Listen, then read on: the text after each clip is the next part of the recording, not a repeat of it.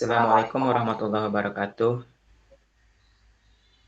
Puji syukur kehadirat Allah Subhanahu wa taala yang telah memberikan kita nikmat kesempatan dan kesehatan sehingga kita dapat berkumpul pada Zoom meeting pada siang hari ini. Salawat dan salam tak lupa pula kita ajarkan kepada pucuk pimpinan umat Islam sedunia yakni Nabi besar Muhammad SAW.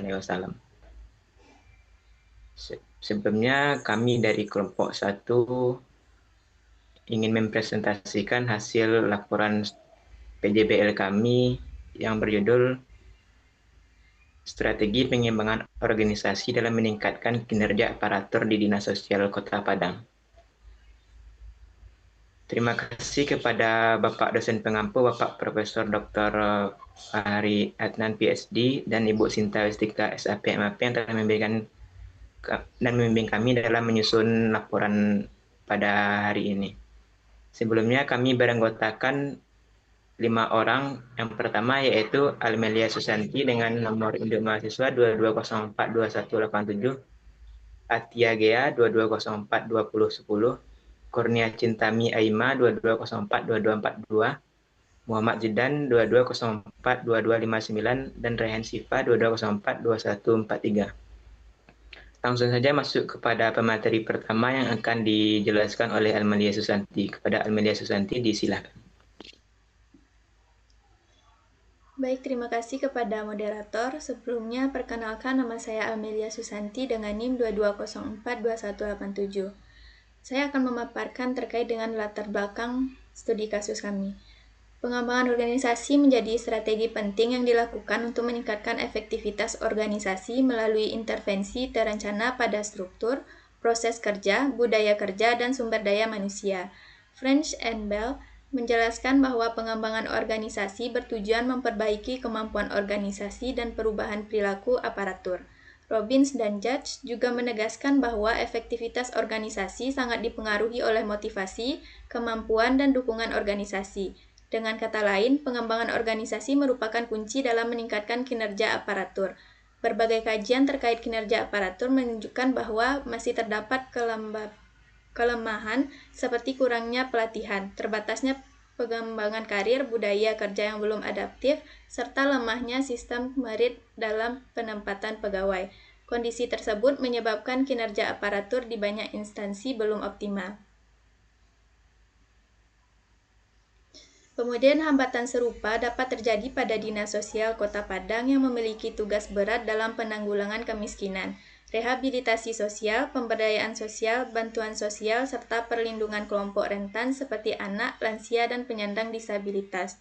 Kompleksitas tugas tersebut menuntut aparatur memiliki kemampuan teknis, manajerial, dan sosial yang memadai.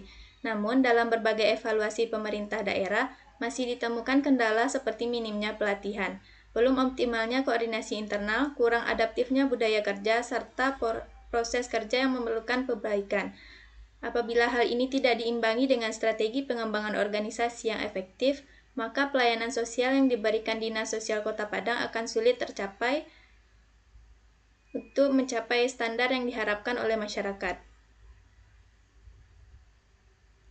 Oleh karena itu, strategi pengembangan organisasi menjadi langkah penting dalam meningkatkan kinerja aparatur Dinas Sosial Kota Padang. Melalui peningkatan kompetensi, pelatihan berkelanjutan, restrukturisasi tugas, penguatan disiplin kerja, evaluasi kinerja teratur, dan penciptaan budaya kerja yang inovatif, organisasi dapat meningkatkan efektivitas kinerja aparatur secara signifikan. Pengembangan organisasi yang tepat akan menghasilkan aparatur yang profesional, produktif, dan siap menghadapi dinamika permasalahan sosial. Berdasarkan uraian tersebut, penelitian mengenai strategi pengembangan organisasi dalam meningkatkan kinerja aparatur di Dinas Sosial Kota Padang menjadi penting untuk dilakukan guna melihat bagaimana strategi pengembangan organisasi diterapkan, faktor pendukung dan penghambatnya, serta sejauh mana strategi tersebut mampu meningkatkan kinerja aparatur dalam memberikan pelayanan sosial kepada masyarakat. Sekian penyampaian materi dari saya kembalikan kepada moderator. Terima kasih kita ucapkan kepada Almelia Susanti. Untuk materi selanjutnya akan dijelaskan oleh Atia Gea. Kepada Atia disilakan. Baik, terima kasih moderator untuk kesempatannya. Di sini saya akan melanjutkan di bagian rumusan masalah, di mana berdasarkan latar belakang yang telah dijelaskan, adapun rumusan masalah yaitu yang pertama, bagaimana strategi pengembangan organisasi yang ditetapkan di Dinas Sosial Kota Padang.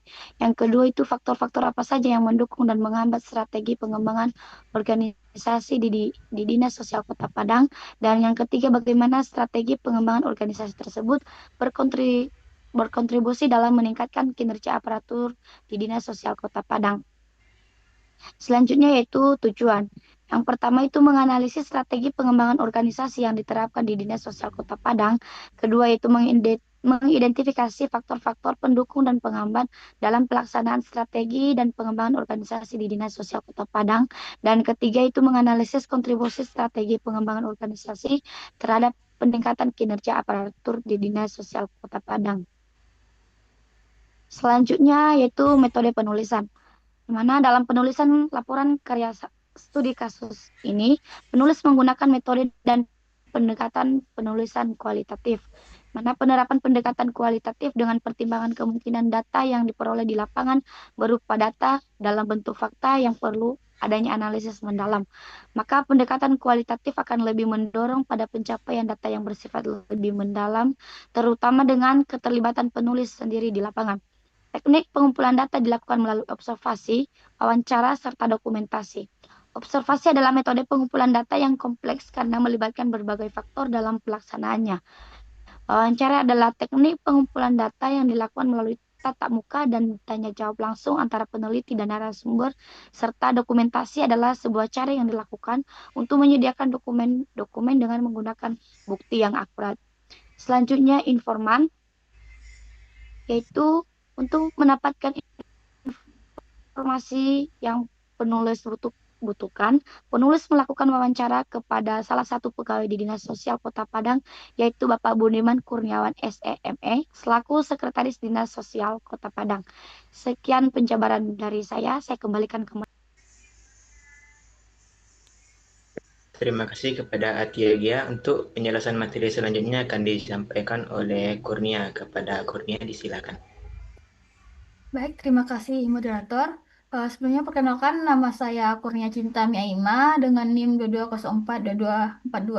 Saya akan menyampaikan hasil dan pembahasan dari studi studi kasus yang telah kami teliti, yang mana strategi pengembangan organisasi di Dinas Sosial Kota Padang dijalankan berdasarkan pedoman regulasi pusat, khususnya Permendagri dan Permen Pan RB. Hal ini menunjukkan bahwa pengembangan organisasi bukan sekedar inisiatif lokal, melainkan bagian dari tata kelola nasional yang terstruktur.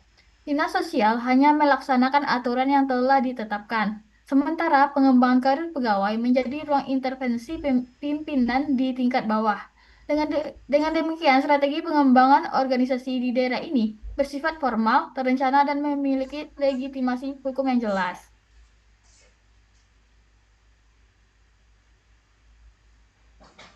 Sedangkan dalam proses perencanaan dan implementasi strategi ini dilakukan setiap tahun melalui RAPBD yang disahkan DPRD menjelang akhir tahun, yang kemudian dijalankan pada tahun berikutnya.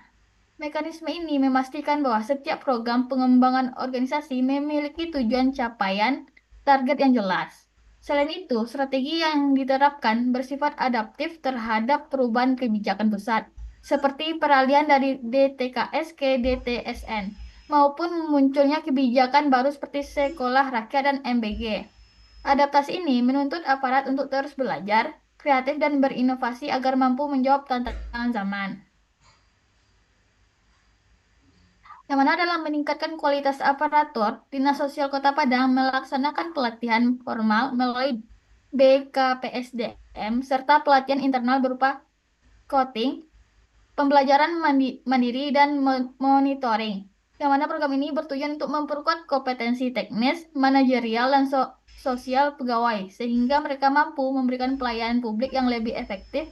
Dampak nyata dari strategi ini terlihat pada dedikasi pegawai yang siap bekerja di luar jam kerja, termasuk saat terjadi bencana ataupun kebutuhan mendesak masyarakat. Hal ini menunjukkan bahwa strategi pengembangan organisasi berkontribusi langsung terhadap peningkatan kinerja aparatur. Baiklah, hanya itu saya kembalikan ke moderator. Terima kasih kepada Kurnia. Untuk penjabaran materi selanjutnya akan dijelaskan oleh Rehan Siva kepada Rehan di sini. Baiklah, terima kasih kepada moderator. Di sini saya akan menjelaskan faktor-faktor yang mendukung dan menghambat pengembangan organisasi di Dinas Sosial Kota Padang. Yang pertama itu faktor pendukung atau A, adanya landasan regulasi yang jelas dari pemerintah pusat melalui Permendagri dan Permenpan RB. Regulasi ini memberikan arah dan pedoman yang pasti sehingga dinas tidak berjalan tanpa acuan. Yang kedua, dukungan dari Badan Kepegawaian dan Pengembangan Sumber Daya Manusia atau BPK-SDM sebagai lembaga yang menyediakan pelatihan formal yang membantu meningkatkan kompetensi aparatur. Yang ketiga, program pelatihan internal yang dilakukan melalui coaching, pembelajaran mandiri, dan monitoring. Program ini memperkuat kualitas pegawai secara berkelanjutan dan mendorong mereka untuk lebih bertanggung jawab dalam menjalankan tugas. Yang B itu faktor penghambat. Yang pertama itu resistensi terhadap perubahan. Sebagian pegawai merasa nyaman dengan kondisi lama sehingga kurang antusias dalam menerima pembaruan strategi atau kebijakan baru. Selanjutnya, ketidaksesuaian status kerja dengan bidang tugas yang menyebabkan beberapa pegawai tidak optimal dalam menjalankan peran sesuai kompetensinya. Yang ketiga, komunikasi internal yang belum seragam. Informasi tidak disampaikan dengan baik dapat menimbulkan kesalahpahaman dan mengurangi efektivitas koordinasi antar bagian.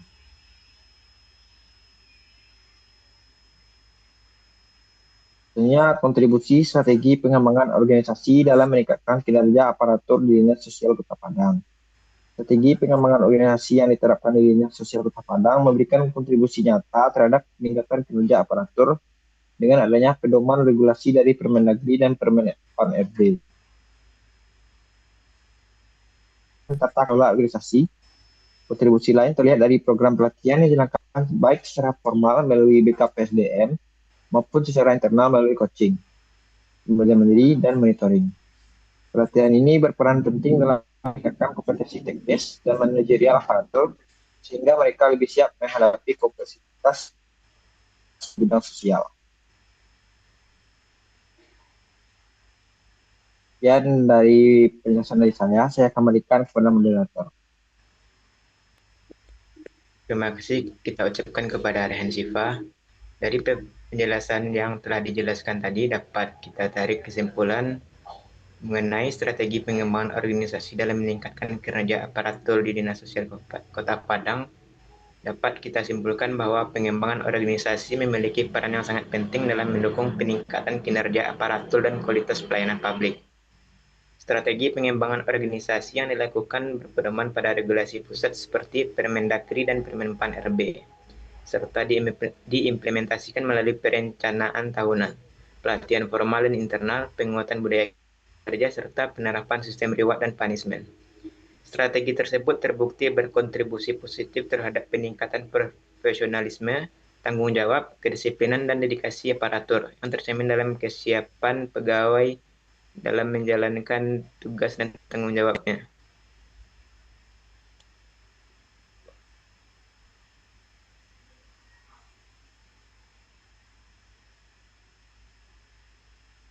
Meskipun demikian, pelaksanaan pengembangan organisasi masih menghadapi sejumlah kendala, seperti resistensi terhadap perubahan, ketidaksesuaian kompetensi dengan bidang tugas, serta komunikasi internal yang belum optimal. Oleh karena itu, pengembangan organisasi di Dinas Sosial Kota Padang telah menunjukkan arah yang positif, namun perlu penguatan agar dampaknya terhadap kinerja aparatur dapat lebih maksimal dan berkelanjutan.